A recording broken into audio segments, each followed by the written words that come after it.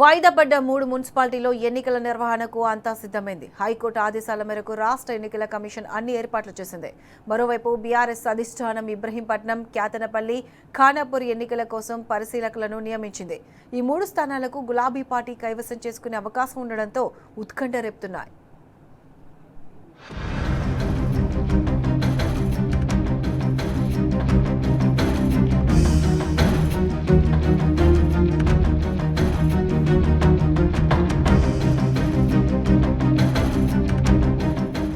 వాయిదా పడ్డ 3 మున్సిపాలిటీల ఎన్నికలకు ముహూర్తం ఖరారైంది.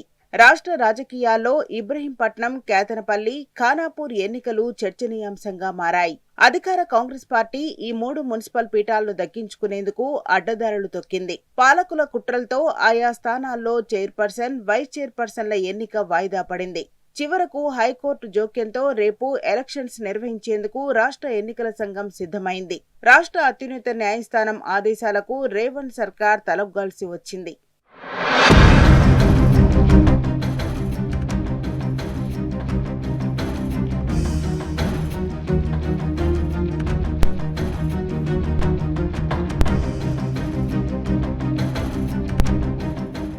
మంచిర్యాల జిల్లాలోని కేతనపల్లి మున్సిపాలిటీలో చైర్మన్, వైస్ చైర్మన్ ఎన్నిక రాజకీయంగా అత్యంత ప్రాధాన్యత సంతరించుకుంది.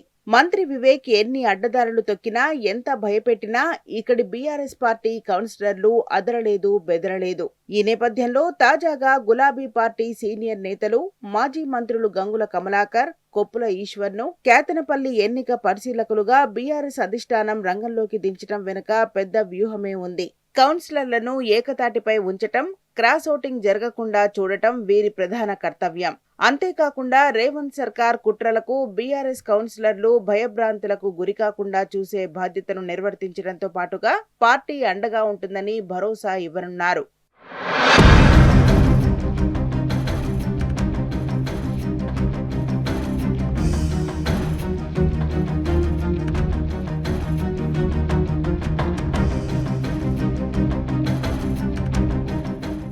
నిర్మల్ జిల్లాలో ఖానాపూర్ మున్సిపాలిటీ ఎన్నికను గతంలో నిర్వహించాలని చూసినా కోరం లేకపోవడంతో అది వాయిదా పడింది. కాంగ్రెస్ ప్రభుత్వం కావాలనే సభ్యులను గైర్హాజరు చేయించి ఎన్నికను అడ్డుకుందనే వాదనలు ఉన్నాయి. అయితే ఇక్కడ కూడా బీఆర్ఎస్ హైకమాండ్ కీలక నేతలైన మాజీ మంత్రి జోగురామన్న, ఎమ్మెల్యేలు కోవలక్ష్మి, అనిల్ జాదవ్ ను ఇన్ఛార్జీలుగా నియమించింది. బలమైన నాయకులను ఇక్కడ నియమించడం ద్వారా సభ్యులందరినీ ఎన్నికలకు హాజరయ్యేలా చేయటం, కౌన్సిలర్లకు అండగా ఉన్నామనే భరోసా కల్పించడంపై గులాబీ పార్టీ దృష్టి సారించింది.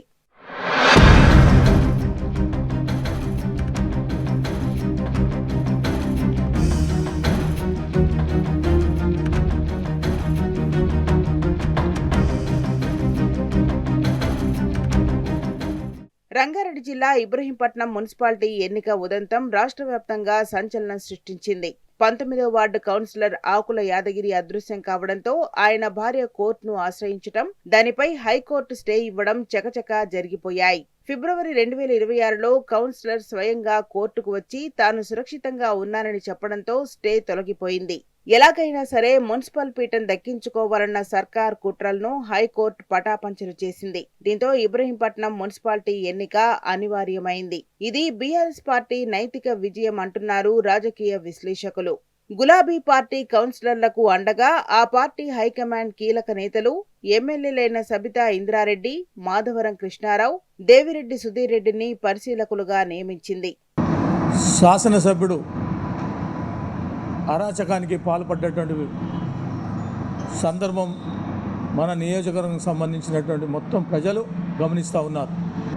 మేము, మా కౌన్సిలర్స్, మా నియోజకవర్గంలో ఉన్నటువంటి ముఖ్యులు అందరూ కూడా పట్టుదలతోటి కోర్టులో రిట్ వేసి అదేవిధంగా ఎన్నికలు నిర్వర్తించాలని కోర్టు ఆర్డర్ కూడా తీసుకోవడం జరిగింది. ఎన్నికలు నిర్వర్తించాల్సిందే అని చెప్పి కోర్టు అనుమతి ఇవ్వడం జరిగింది. ఎంతవరకు పోయారంటే 3 కౌన్సిలర్ల మీద కేసులు వేయడం జరిగింది. ఇప్పటికీ ఏ రూపంలోనైనా కానీ ఎన్నికలు జరగకూడదు అనే ఆలోచనతోటి మొన్నటి రోజు నేను కిడ్నాప్ చేసినానని నా పైన కూడా కేసు పెట్టడం జరిగింది. ప్రజలు వాస్తవం గమనిస్తూ ఉన్నారు. మెజార్టీ ఉన్నాక కూడా ఈ పద్ధతి సరైనది కాదు. ఆయనకు సరైన రీతిలో తప్పకుండా బుద్ధి చెప్పడం జరుగుతుందని చెప్పి కూడా తెలియజేస్తూ ఉన్నా. 3 మున్సిపాలిటీల ఎన్నికల నిర్వహణ ద్వారా పెండింగ్ లో ఉన్న స్థానిక సంస్థల ఎన్నిక ప్రక్రియను పూర్తి చేయాలని రాష్ట్ర ఎన్నికల కమిషన్ సంకల్పిస్తోంది.